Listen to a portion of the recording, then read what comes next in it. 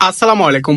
By the way, আমি ছোট আর আপনারা দেখছেন সোডোমিয়া স্টার ফ্লুটবক। কেমন আছেন? আলহামদুলিল্লাহ, আমি সোডোমিয়া ভালো আছি। তো অফিস থেকে আসলাম, অফিস থেকে আসার পর তো আমার রান্না বান্না আর সেটা ভিডিও করে দেখাই। তো আজকে বেশি কিছু নাই, এই যে মাত্র 2-3টা গরু মাংস দেখতে পাচ্ছেন এইগুলা। তো এই 2-3টা গরু মাংস দিয়ে কি একটা রেসিপি বানানো যায় সেটা ট্রাই করতেছিলাম।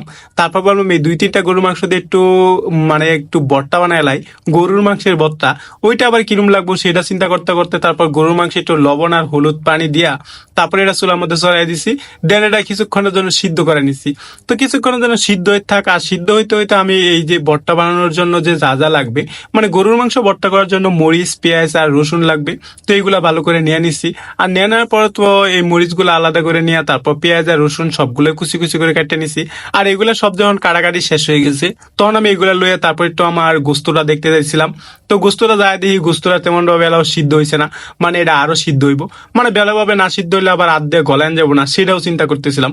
তো আরো কিছুক্ষণ চাল পাওয়ার পর দেখলাম ফাইনালি এটা আমার সিদ্ধ হয়ে গেছে।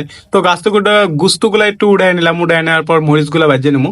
মরিচগুলা প্রথমে একটু ভালো করে ভাজে নিতেছিলাম। আর মরিচগুলা হালকা একটু ভাজা হয়ে গেলে তারপরে এখানে দিয়ে দেবো ওই যে পেঁয়াজ মরিচগুলা। কারণ মরিচ একটু সিদ্ধ হইতে লেট হয় ভাজা হইতে, তার জন্য মরিচ আগে ভাজে নিয়েছি, তারপর পেঁয়াজ আর এই যে রসুন গুলা ছিল সেগুলা ভাজার জন্য দিছি। এবার মাঝখান দিয়ে একটু তেল দিয়ে দিলাম যেন পেঁয়াজগুলো একটু পুরা পুরা না হয়। তারপরে একটু গোস্তগুলাও দিয়ে দিলাম যেন গোস্তগুলো একটু মানে ভাজা ভাজা হয় তার জন্য। তো এগুলো সব মিক্সার করতেছিলাম একসাথে। আর একসাথে মিক্সার করার সময় খুব ভালো একটা গ্রান আসছিল। আর এই গ্রানে তো পুরো রুমটাই ভরে যাইতেছিল। তো এখন তো এটা আমার ভর্তা বানানোর পালা। দেখতেই পাচ্ছেন কতটা দেখতে সুন্দর হয়েছে এগুলা বাজাতেই। তো বাজতে যেটা সুন্দর হয়েছে সেটা বানাইলে আরো বেশি মজা লাগবে। এবার তো আমার ভর্তা বানানোর পালা। আর ভর্তা বানানোর জন্য একটা প্লেট নিয়ে নিলাম। আর প্লেট নেওয়ার শেষ হয়ে গেলে এখানে এই গোস্তগুলো উঠিয়ে নিব। আর গোস্তগুলো ওঠানো হয়ে গেলে এই গোস্তগুলো একটু কোয়া কোয়া সারিয়ে নিব। আর কোয়া কোয়া গোস্ত সারাই নেওয়ার সাথে সাথে কিন্তু আমার ভর্তা রেডি হয়ে যাবে। তো এটা সাথে একটু ব্যয়বহুল মানে কষ্টসাধ্য, তারপর একটু কষ্ট করে নিয়ে নেবেন, তাতে করে খাওয়া দাওয়াটা একটু টেস্টি বেড়ে যাবে। তো এবার তো নিয়ে নিলাম এই মরিচগুলা। আর মরিচগুলা নেওয়া শেষ হয়ে গেলে আমি মরিচগুলোর উপরে দিয়ে দেবো সেই সামান্য পরিমাণ লবণ। আর এগুলো মরিচগুলা লবণগুলো একসাথে চেটকায় নেবো।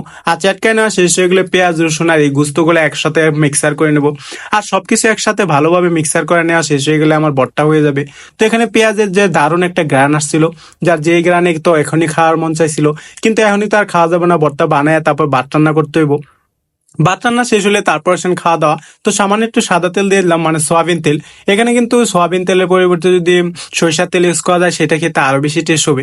এবার তো আমার ভর্তা হয়ে গেছে, এবার ভর্তাটা আমি সম্পূর্ণ উঠে রাখবো।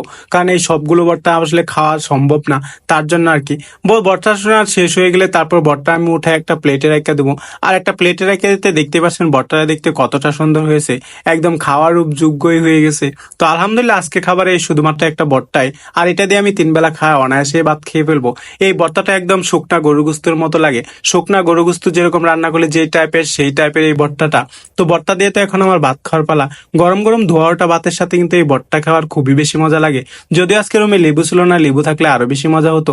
এবার তো আমি খুব জমিয়ে কষিয়ে এটা ভাত মাখিয়ে তারপর খাওয়া শুরু করে দিয়েছিলাম। আর এটা বিসমিল্লাহ বলে যখন মুখে দিয়েছিলাম, অবশ্যই এটা অনেক বেশি টেস্ট ছিল। তো কেমন লাগলো ভিডিওটা সেটা কিন্তু জানাবেন। আর অবশ্যই অবশ্যই ভিডিওটা ভালো লাগলে লাইক করেন, শেয়ার করবেন। Tata, bye bye.